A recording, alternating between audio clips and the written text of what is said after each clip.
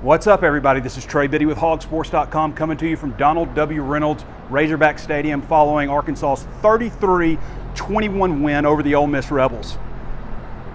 It's going to be an interesting walk and talk to follow, see where it takes us. Because to be honest, I'm not really sure what to do after a win against an SEC team in this venue. It's been 1,442 days. To steal a line from Cleo McDowell, I feel like breakdancing. Where to start with this one? Let's start with Hudson Clark. Lou Holtz, Mark May, you better put him in the Heisman. I mean, he's probably going to be National Defensive Player of the Week after 3 interceptions against Ole Miss. Incredible. I mean, a walk-on redshirt freshman starting at cornerback. I mean, what are you going to do? Like, you get a bye week next week, Texas A&M's up. I mean, Monteric Brown comes back, you're going to bench him? You're going to bench a guy who had 30 interceptions? I don't know if he can do it. I mean, it's just remarkable. It's like Rudy right here in front of us. Just incredible. Grant Morgan. What else can you say about Grant Morgan? Tough, determined. I mean, now it's a conversation like, who's the better Razorback, Grant or Drew? It's always kind of been Drew, and Grant's been, Grant, but 19 tackles, a pick 6. He had his hand on 2 other balls if he didn't have a bionic elbow or whatever he's got going on. I mean, and especially to do it all when you had bumper pull out. You're very thin at linebacker. We learned that Levi Draper's had surgery, so they're extremely thin. And Grant is really banged up, and to do everything that he did, just remarkable. Incredible. Treylon Burks touching the ball. What did he touch it, 15 or 16 times? Had that huge 54-yard. You know what's crazy about this? We always talk about it, and it's never been more true than in this game, because SEC teams are so talented. Like, even the bad teams have a lot of talented players, and what separates the really good teams from the bad teams, like you always hear people say, well, we shot ourselves in the foot. Yeah, you did. You shot yourselves in the foot. It happens every single game. That mostly determines the winner. In this conference, you have to make them pay. You have to make them pay for their mistakes. It's been the narrative this whole season, and Arkansas is finally getting it done. Usually it's Arkansas that's the team making the mistakes and getting capitalized on, but it's flipped. It is flipped. I actually had to write some notes down just because there's so much stuff. I mean, you got to talk about Jalen Catalon setting the tone there with his pick 6. Matt Corral had 6 interceptions. I hadn't seen that many interceptions. Well, I mean, Nick Starkel threw 5 last year against San Jose State. I never thought I'd see that again, but Matt Corral threw 6. Guy's only thrown 1 interception. He's only thrown 1 interception all year. It was against Florida. Really incredible. It's a good look at the outside of the stadium here, north end zone. So Arkansas gets a bye week after this, much needed. They are banged up. Still don't know if Rakeem Boyd is 100%. Didn't have a great game, although did get that touchdown early. But Traylon Smith played really well. Treylon Burke, I mean, it seems like if you need a first down, you go to Treylon. It's so good to see him out there finally, because we knew his potential, and it was just frustrating last year. And we're done talking about last year, but it was just frustrating because you knew what ability he had, and he just wasn't being utilized. And to see them actually go to him. And speaking of go to him, what about the Stones on Kendall Briles calling that on 3rd and 1 down there? I mean, so it's 3rd and less than a yard. 3rd and less than a yard, and all you have to do is run the ball, and you're probably going to pick up the first down. But if you don't, then you can kick a field goal, and you're up 9. You're up 2 scores. I mean, that seems like the no-brainer. That's what everybody was expecting. But the call is a corner fade to Treylon Burks, and the guy uses his big hands, gets his foot down, and makes the play for you. That's an incredible call. I mean, I don't know if everybody realizes the implication. I mean, putting the ball, I say putting the ball in jeopardy, but just putting the ball in the air with the way everything has gone with the interceptions, the turnovers. I mean, there was a stretch there in the 3rd quarter. There is 4 turnovers over the span of 14 plays on both sides, just back and forth, back and forth, back and forth. I don't know if I've seen anything like that. Greg Brooks got an interception. There was a fumble. I can't even remember who had the fumble recovery. The one thing that was probably a little disappointing, I mean, special teams, first of all, Vito Calvaruso was just booming him out of the back of the end zone. He had a little wind to his back, but That's nice to see. He did have one kickoff out of bounds. But the only thing that you probably disappointed, obviously they're going to run a fake punt there on 4th and 8.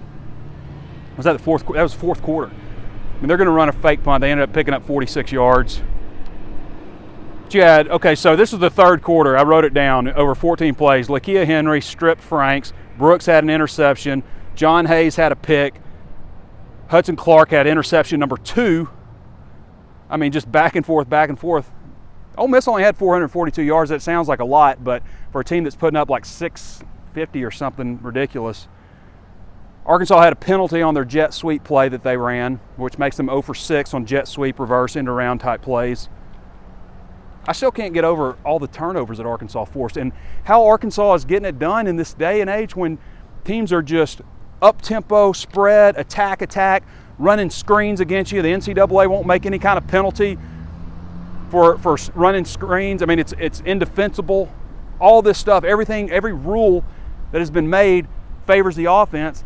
And then you got Barry Odom, who shows everybody in the world how to stop Mike Leach in Mississippi State. And then comes and does this against arguably the best offense in the country. They were second in yards per game, I think 11th in points per game, held them to 21 points. Matt Corral couldn't do anything. Arkansas is doing it different. And all we asked for this season, and all anybody should have asked for, was to be proud of this team, was to watch a team and not leave at halftime, or watch a team go down 17-0 like they did against Auburn last week and still pull it out, still show the fight to come back. Because we know last year, and again, I don't mean to talk about last year, we're done with last year. That's over, that's in the past. All those terrible streaks and all that stuff, the 20-game SEC losing streak, the 13-game SEC home game losing streak for 1,442 days, all that's over and behind them now. It's about moving forward as a team, and you see how important culture and coaching and all that stuff is. And having great coaches like Barry Odom, like Kendall Briles is going to eventually get this thing going. They're winning with some good talent right now. Maybe you'd even say average by SEC standards or subpar even. I would venture to say, compared to most, when you look at the depth and everything, not as talented as most SEC teams. But they fight and they believe and they're a team. There's something special and they feel it. And that's all any of us wanted or any of us should have expected to see. I don't know how you couldn't be proud of this team. Even as a media person, somebody who sees these players every single day, or not every day, but all the time, interviewing them and stuff, you just feel good for them being able to finally turn things around. And, I mean, with Pittman, people are starting to envy what Arkansas has got going on. The hires that they've made, not just Pittman, but Briles, and there's so many other people. And of course Barry Odom and the assistant coaches. And they're banged up too. It's not like they're super deep, but if you can win with these good players, average players, subpar players, whatever you want to call them, they definitely don't deserve to be called subpar right now by anybody. But from an overall depth standpoint, Arkansas is not where they need to be. And Sam Pittman, he's not going to say the word rebuild, but he has said several times that they need to get bigger, both in the weight room and through recruiting. And they made strides in that in the offseason, but they do need to, they got to accomplish that for Arkansas to ever get to the next level, because injuries happen. But they're plugging guys in. And look at some of the linebackers who played today, guys you have not really seen. Look at what Hudson Clark has done. Hudson Clark.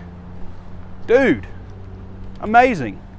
Jalen Catalon's the best safety Arkansas has had since Ken Hamlin. I'm convinced that he is. I don't want to jinx the guy, but dude, he will punch you in the mouth. I want to get run over here. He can catch the ball. He's great in pass defense. Joe Fouchot's, all those guys. Look at the guys in the backfield. Now, I've repeated this. I don't want to repeat myself from the last walk and talk with, Simeon Blair, Hudson Clark, all those guys. People love the walk and talk. But I'm enjoying myself right now. I feel like I could walk around for an hour and talk about this game. What else? What else did I write down here? I don't want to leave anything out. I normally don't write stuff down, but man, Grant, 19 tackles and a pick 6. Hudson Clark's going to be National Defensive Player of the Week. If he's not, he's snubbed. I mean, Grant Morgan deserves some mention too. I mean, 19 tackles and a pick 6. I mean, Bumper Poole got it with 20 tackles, National Defensive Player of the Week, excuse me. Anyway, really remarkable game. It felt like for a little while they were going to let it slip away. Ole Miss came out roaring. And I have to say this too, Lane Kiffin made some critical mistakes in this game. I get frustrated watching teams not taking their medicine. Like, obviously you always feel like we got to have touchdowns to win this game, right? But when you don't get it, and Ole Miss, I mean, they converted like a 4th and 8 at one point. I get that too. But when you don't get it, you got to take your medicine. I mean, Kiffin cost him some points very early in this game and late. I mean, by going for it on 4th down. And Arkansas has cost themselves, at times too. Let's get a good last look at the stadium before I shut this thing down. Y'all go to HawgSports.com for all your post-game stuff. There's a ton of coverage, ton of breakdowns, injury reports, who came back, who was missing, several breakdowns of the game. And it's only $1 right now for your first month if you want to sign up at HawgSports. You'll be happy you did, I promise you. You'll be real happy. It's a good time to follow the Hogs. All right, everybody. It's a good one, right? This has been Trey Biddy with HawgSports.com, and we'll catch you next time.